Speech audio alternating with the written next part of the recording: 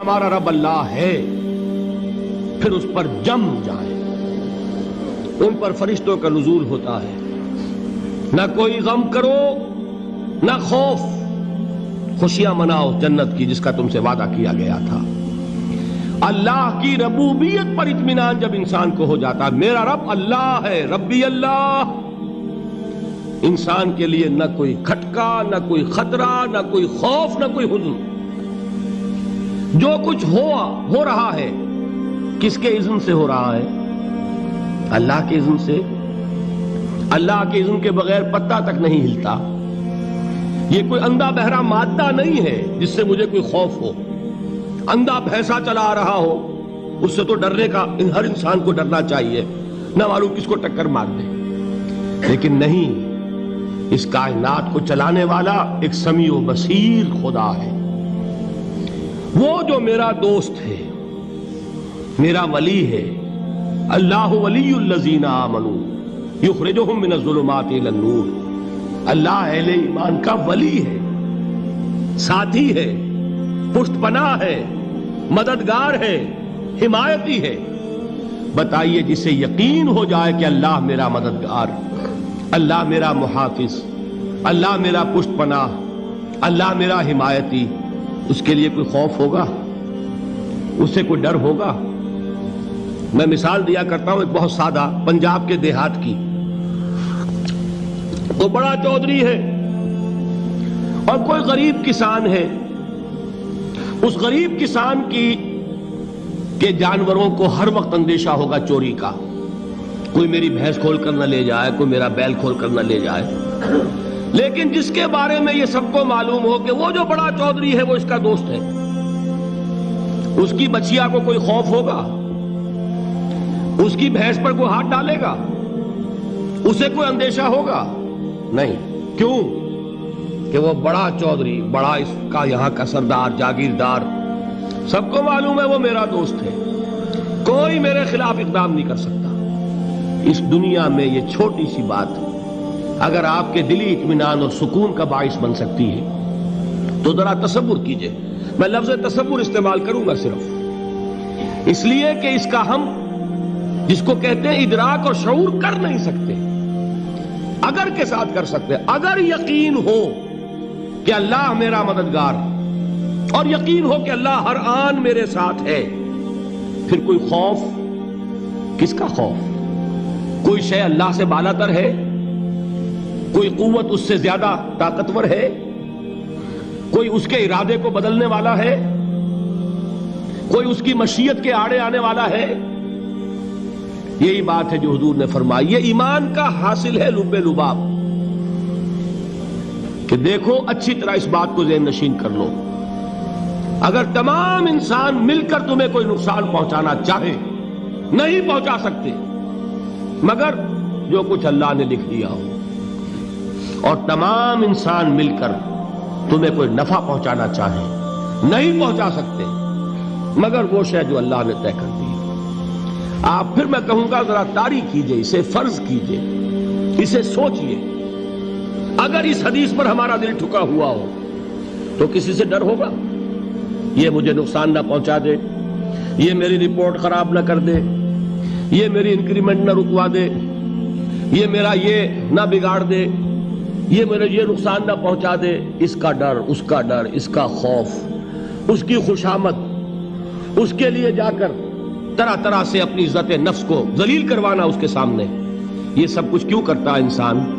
جب سمجھتا ہے کہ اس کے ہاتھ میں میرا کوئی نفع ہے، اس کے ہاتھ میں میرے لیے کوئی ضرر ہے، یہ مجھے کوئی غضب پہنچا سکتا ہے، یہ مجھے کوئی نقصان پہنچا سکتا ہے، یہ میرا کوئی کام بنا سکتا ہے، یہ میری کوئی ضرورت پوری کر سکتا ہے. اسی کا نام شرک ہے. جہاں آپ نے یہ سمجھا کہ غیر اللہ کے اندر کوئی طاقت موجود ہے وہی شرک ہے.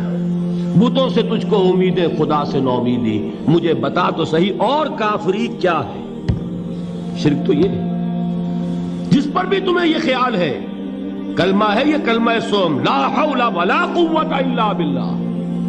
ذرا اس پر دل کو کبھی اگر آپ تصور کریں، پھر فرض کریں، دل ٹھک جائے اس پر، کوئی طاقت نہیں. یہی بات تھی جو شیخ عبد القادر جیلانی رحمۃ اللہ علیہ نے اپنی وصیت میں اپنے بچے سے کہی. 11ویں دینے والے ہیں، لیکن حضرت شیخ عبد القادر جیلانی کی وصیت اور تعلیمات کو کتنے لوگ ہیں جو جانتے ہو؟ یہ جن مقامات تک پہنچے ہیں وہ کس چیز کی بدولت پہنچے ہیں؟ انہوں نے جو پیغام دیا وہ کیا تھا؟ اے میرے بچے، جس طریقے سے قرآن مجید میں حضرت لقمان کی نصیحتیں جو ہے نقل کر دی گئی ہیں، میں یہ عرض کروں گا بالفرض اگر قرآن حضرت عبد القادر جیلانی کے بعد نازل ہوا ہوتا تو شیخ عبد القادر کی یہ نصیحتیں بھی قرآن میں درج ہوتی. اتنی اونچی نصیحتیں ہیں. اے میرے بچے، اس حقیقت کو ذہن نشین کر لے، لا فاعل فی الحقیقت ولا مؤثر الا اللہ. اس کائنات میں نہ کوئی فاعل حقیقی ہے نہ مؤثر حقیقی ہے سوائے اللہ کے. کسی شے میں کوئی تاثیر نہیں اگر اللہ نہ چاہے. آگ جلا نہیں سکتی اگر اللہ نہ چاہے. پانی ڈبو نہیں سکتا اگر اللہ نہ چاہے. زہر ہلاک نہیں کر سکتا اگر اللہ نہ چاہے. کوئی چیز فائدہ نہیں پہنچا سکتی اگر اللہ نہ چاہے. تو در در پہ کیوں سر جھکاتے ہو؟ در در پر کیوں جبیں سائی کرتے ہو؟ سب کے سامنے کیوں ہاتھ پھیلاتے ہو؟ ایک اللہ سے مانگو. ایک اللہ کے سامنے زمین پر اپنی جبین رکھو. لا فاعل فی الحقیقت ولا مؤثر الا اللہ. نظر آتا ہے ہمیں کہ پانی پیاس بجھا دیتا ہے. پیاس بجھانے کی صلاحیت پانی میں نہیں ہے، اللہ کے اذن سے. کھانا بھوک مٹا دیتا ہے. بھوک مٹانے کی صلاحیت کھانے میں نہیں ہے، اذن رب میں. دیکھیے یہی یقین تھا. حضرت موسیٰ علیہ السلام کا واقعہ یاد کیجئے. سامنے سمندر آ گیا ہے.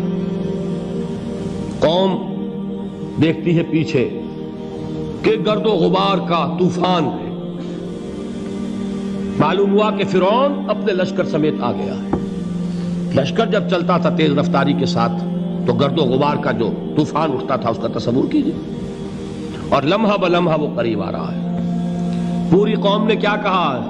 اے موسیٰ انا لمدرکون. اے موسیٰ ہم کو پکڑے گئے.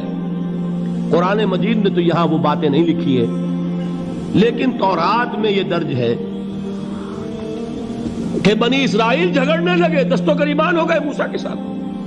موسیٰ ہمیں یہاں مروایا لا کر، اس سے تو ہم وہیں بہتر تھے. وہاں کھانے کو ملتا تھا، زندگی تو تھی، بیگار ہم کر رہے تھے، موت تو نہیں تھی. اب جو کچھ ہوگا اس کا تصور کرو، جس طریقے سے ہمارے ٹکڑے اڑائے جائیں گے. تو لڑ رہے ہیں حضرت موسیٰ علیہ السلام سے. یہ تورات کی تفصیل ہے. قرآن میں صرف اتنا آیا ہے، پریشان ہو کر انہوں نے کہا انا لمدرکون. موسیٰ ہم تو پکڑے گئے. اس وقت موسیٰ کا جواب کیا ہے؟ کلا ان معی ربی سیہدین. نہیں، میرے ساتھ میرا رب ہے، وہ راستہ دے گا. بتائیے کہاں راستہ نظر آ رہا ہے؟ یہ ہے ایمان بالغیب. راستہ نظر نہ آئے تب اللہ پر یقین ایمان ہے. جیب میں پیسے ہوں اور تب دل کو اطمینان ہے تو ایمان کس پر ہوا؟ پیسے پر، اللہ پر نہیں. جب وسائل و ذرائع نہ ہوں اور پھر یقین ہو کہ اللہ مسبب الاسباب ہے، وہ اسباب کا پابند نہیں ہے، وہ اسباب کا محتاج نہیں ہے، اسباب اس کے محتاج ہیں. اگر یہ یقین ہے تو اللہ پر ایمان ہے.